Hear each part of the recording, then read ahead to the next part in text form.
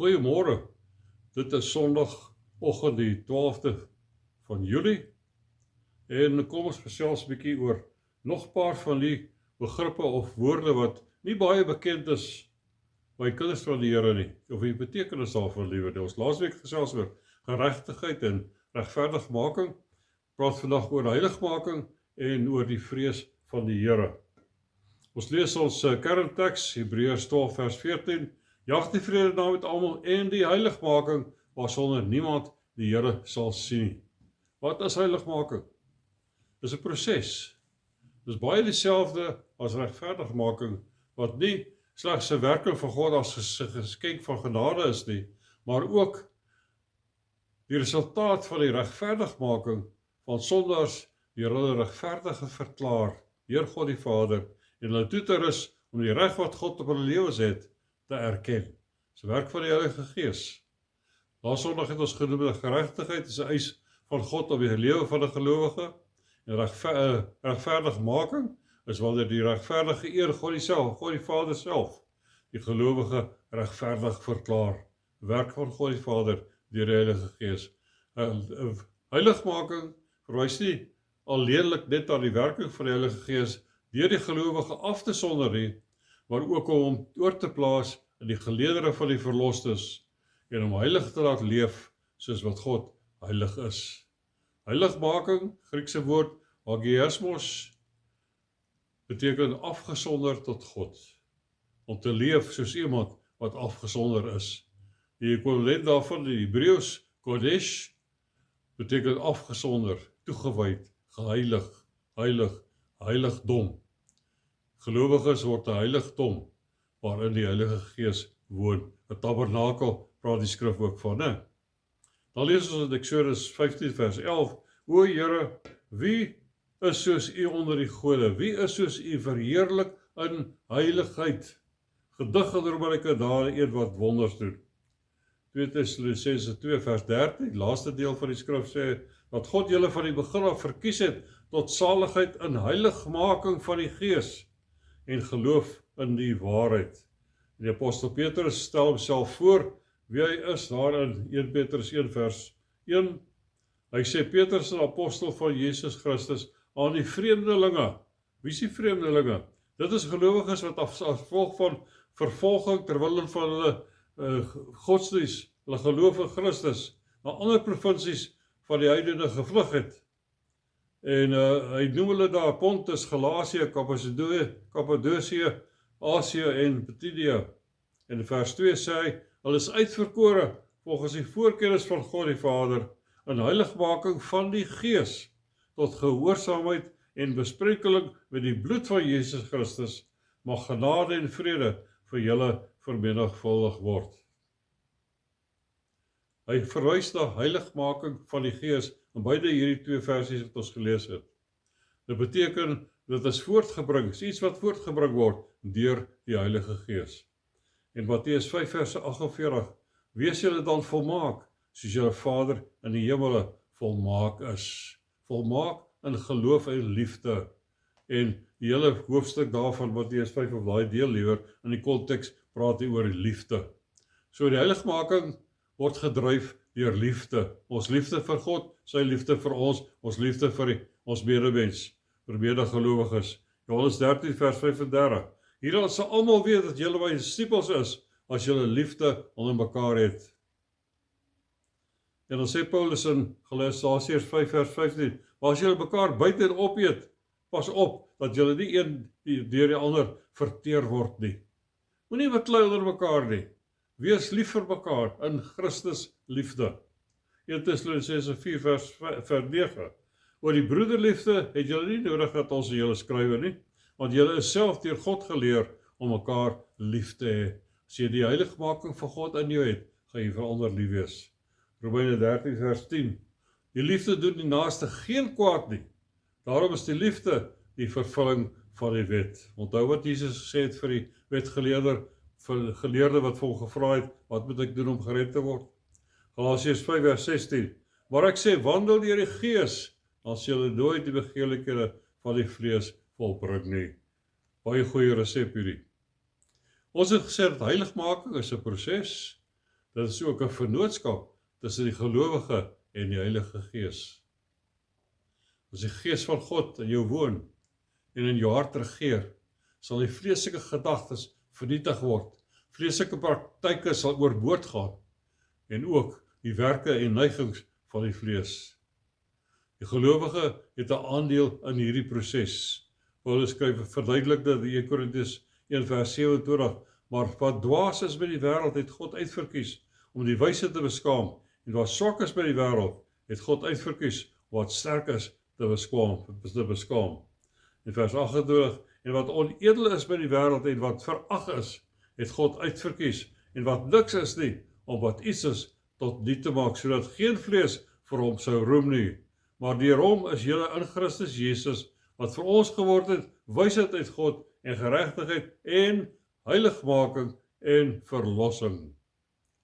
Ek verwys terug na daai selfde verag is, het God uitverkies. Het jy al ooit gevoel dat jy is nie goed genoeg nie? Jy's niks werd nie. As ooit sulke gedagtes in jou opgekom het, jy kan nie opleef tot daai standaarde nie. Werk net saam met die Heilige Gees in heiligmaking. En God kom en hy neem 5 broodjies en 2 visies. En hy voed 20.000 mense daarmee. Was 5.000 mans en plus hulle vrouens en kinders. Byvoorbeeld, neem 'n R50 noot, trap daarop, krekel dit in jou hand. Dis nog steeds R50 werd. Maak nie saak hoe hy lyk nie. Dit verloor nie sy waarde nie. Jy is geskape in God se beeld. En jy bly waardevol, want God het jou gemaak. Dan kry ons heiligmaking in die liefde, in die huwelik, stop. 1 Tessalonisense 4 vers 3.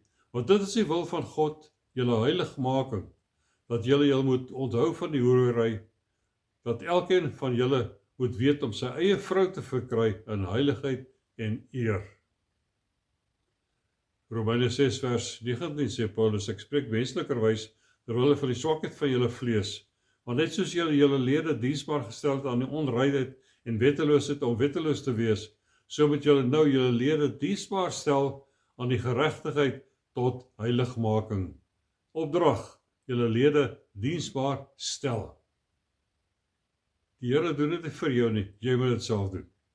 Vers 22, maar dat julle vrygemaak is van die sonde en diensbaar geword het aan God, het julle vrug tot heiligmaking en uiteindelik die ewige lewe. Efesiërs 4 vers 24. En julle moet die nuwe mens julle met die nuwe mens bekleed, wat na God geskape is in ware geregtigheid en heiligheid, in God se beeld geskape. 1 Tessalonisense 4 vers 7, want God het ons nie tot onreinheid geroep nie, maar tot heiligmaking.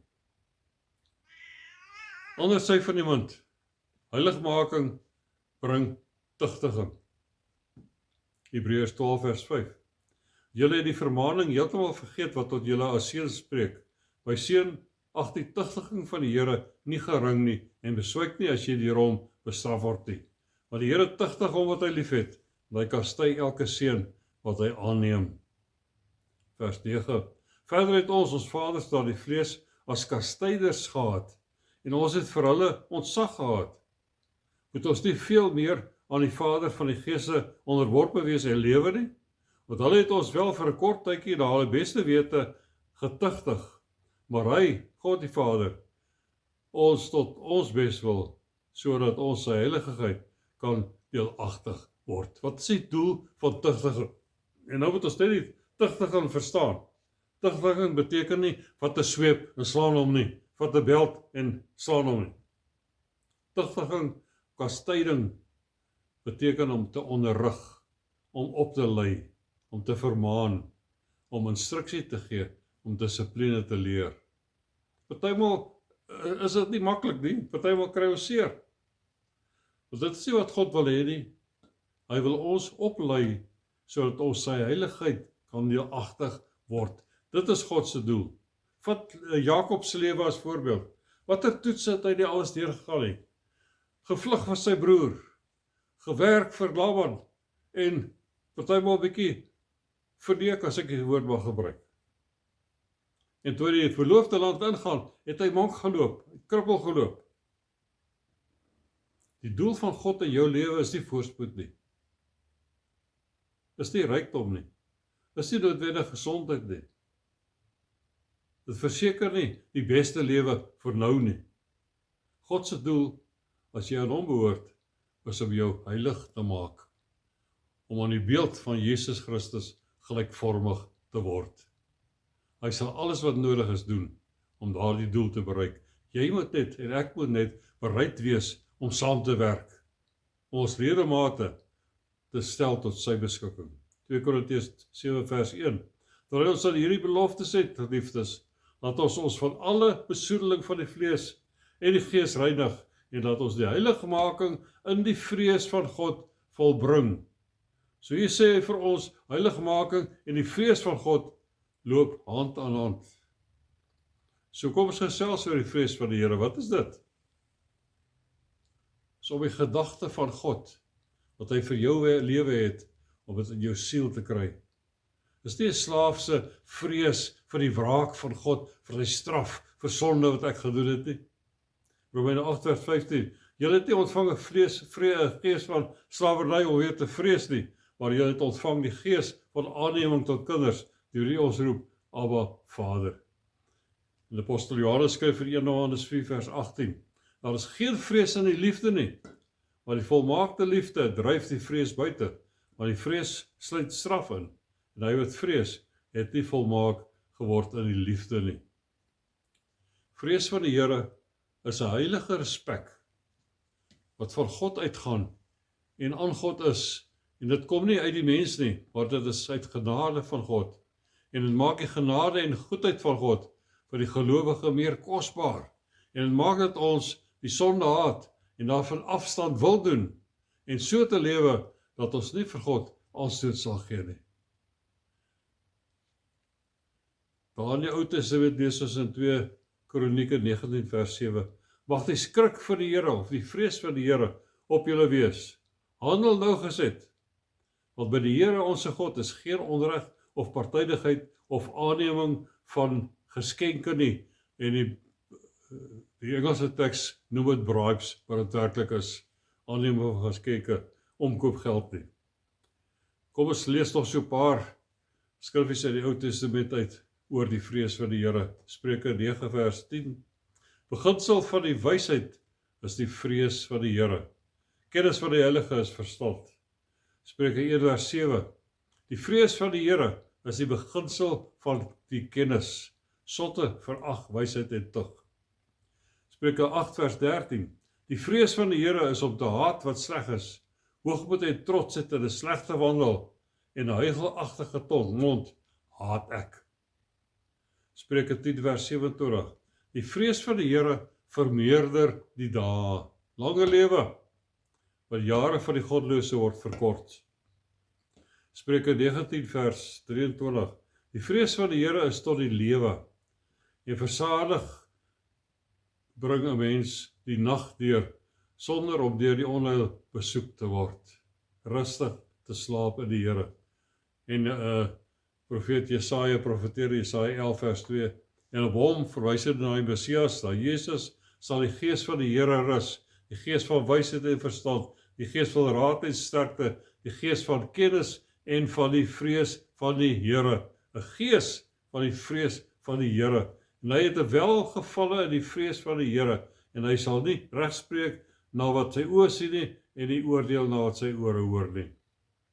Dan vir my 'n pragtige vers in Jesaja 33 vers 6. En daar sal bestendigheid van jou tye wees. Het sal met jou goed gaan. 'n Rykdom van volle verlossing, van wysheid en kennis. Die vrees van die Here sal sy skat wees. Dis 'n skat wat ons het, die vrees van die Here. En ek sluit af. Die gemeentes deur die hele Judea en Galilea en Samaria het vrede gehad, terwyl hulle opgebou is en gewandel het in die vrees van die Here, en die vertroosting van die Heilige Gees het hulle vermeerder. Dis 'n resep wat die kerk gerus vandag kan volg. Opgebou Wandel in die vrees van die Here en die vertroosting van die Heilige Gees. En dit is die resep vir kerkgroei. Nie al hierdie ander goed wat ons hoor nie, oor kerkgroei nie. Hier is jou resep van kerkgroei. Wandel in die vrees van die Here, vertroosting van die Heilige Gees, en so sal ons vermeerder. Mag die Here u ryklik seën. Amen.